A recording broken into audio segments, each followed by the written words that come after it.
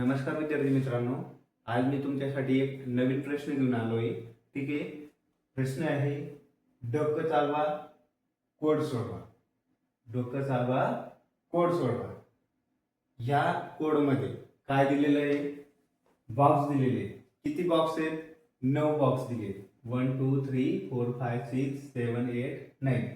9 box दिले आणि आपल्या समोर 1 ते 9 अंक दिले आहेत. म्हणजेच प्रत्येक बॉक्समध्ये एक अंक येईल. कोणताही अंक 2 वेळेस एका बॉक्समध्ये टाकायचा नाही.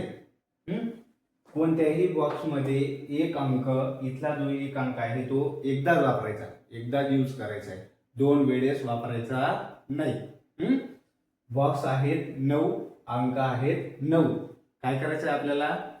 हे अंक इथे टाकायचे आहेत. कोणताही अंक कोणत्याही ठिकाणी टाका, पण एक अंक एकदाच वापरा.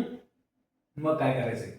इथे अंक टाकल्यानंतर आपल्याला जी काही आडवी बेरीज येईल, एक्स वाय जी येईल तीच उभी सुद्धा यायला पाहिजे. एक्स आणि वाय जी काही उभी बेरीज येईल तीच आडवी सुद्धा यायला पाहिजे.